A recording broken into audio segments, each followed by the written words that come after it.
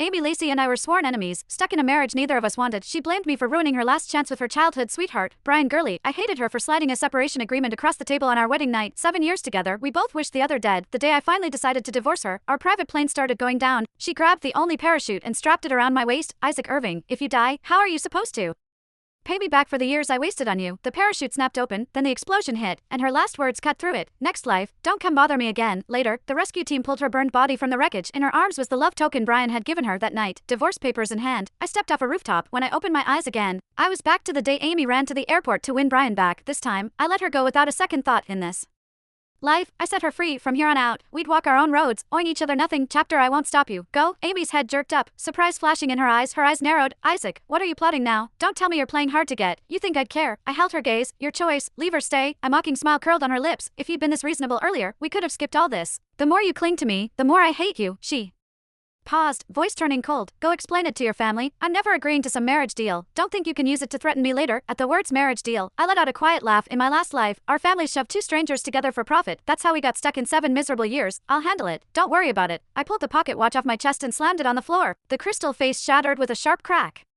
This was the engagement token our families agreed on. Now it's broken. You're free. In my last life, I dropped to my knees at the airport, begging her to stay. I even pulled out that pocket watch to threaten her. If the Lacey family broke the engagement, they'd be the joke of the business world. So Amy caved for her family's reputation and left the airport with me. A few days later, the news said Brian had died in a riot overseas. She hated me for 7 years because of it. If I hadn't stopped her that day, maybe she could have convinced Brian to stay. Isaac Irving, you're a murderer. Every time I see your face, I feel sick. Even if I die, I could never love someone as disgusting as you. I'd heard those words more times than I could count. I knew she married me just to get back at me and make one thing clear. Her heart would never be mine. Years of cold cruelty wore me down. So I promised her one last trip before filing for divorce. And yet, the woman who hated me to the bone.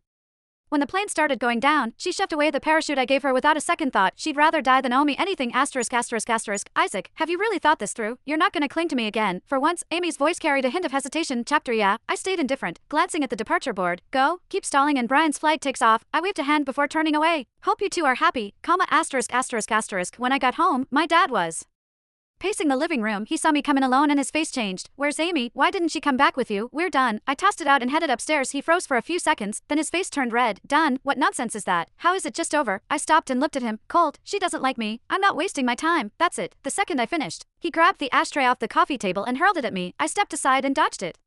He rushed over and grabbed my collar. Our families set this engagement 20 years ago. You think a business marriage is a joke. You don't get to call it off whenever you want. Trying to make this family the laughingstock of the city. I let out a cold laugh and shoved his hand away. You're so desperate because the company's 30 million in the red. You're counting on Amy's dad to bail you out. I'm not your bargaining chip. Let it go. First time in years I'd ever talked back, he snapped.